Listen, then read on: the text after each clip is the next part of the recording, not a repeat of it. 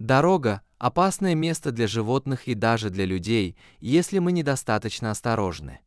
Животных, которых сбивают грузовики и другие проезжающие по дороге машины, невероятно много во всем мире, фактически только в Америке от этого умирают миллионы животных. Несмотря на то, что они выживают, люди, ответственные за травму, даже не останавливаются, чтобы проверить их состояние, не оказывают им необходимую помощь, и животное иногда, к сожалению, умирает и чаще всего в очень сильных мучениях. Бездомный, бродячий щенок был сбит машиной и получил серьезные травмы, от которых он плакал, испытывая сильную боль, и не мог двигаться. И водитель, сбивший малыша, даже не остановился, чтобы помочь животному. В северной части провинции Альберта, Канада, по улице бродил бездомный щенок. К сожалению, щенок никак не ожидал, что на его пути может проехать машина, когда он переходил шоссе. В результате аварии он получил травму в области таза. Щенок не мог двинуться с места, поэтому он просто лежал на холодном снегу и плакал от боли. Малыш был парализован, тяжело дышал и отчаянно пытался выжить. К счастью, группа подростков заметила раненого щенка. Группа подростков случайно заметила щенка на снегу. И снег под щенком уже растаял от тепла ее тела. Они немедленно уведомили оперативную группу АБ по спасению животных, которая затем уведомила Общество спасателей животных Альберты, ААРЦ, чтобы они отправились на место происшествия. Спасатели нашли щенка на снегу слабым и замерзшим.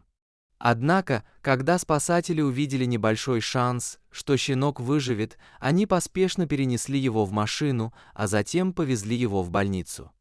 ААРЦ поделились этой историей в Инстаграм и написали: «Он пролежал более 12 часов в одиночестве, без всякой надежды на спасение, и замерз, прежде чем спасатели нашли его и срочно доставили в клинику Сарфевид».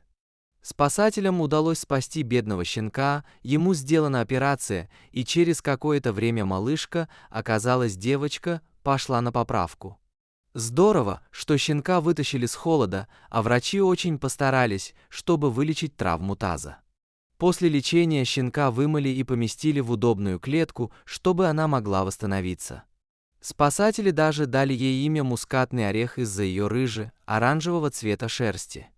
Целых 6 недель Мускатный орех оставалась в своем ящике, но она была довольна всеми вкусными угощениями, вниманием и нежной любовью, которые она получала от всех.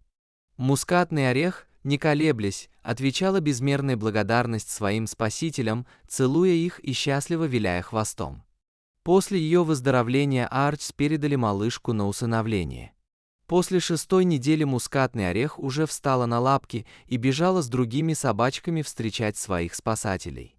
ААРЦ решили отправить ее на усыновление после того, как они полностью убедились, что она действительно полностью выздоровела. На данный момент Мускатный орех нашла свой новый дом, и сами ААРЦ поделились обновлением в своих социальных сетях, заявив: «Мы так рады поделиться с вами всем, что Мускатный орех нашла свой собственный вечный дом». Она превратилась в довольно красивую собачку, радостно улыбаясь в камеру.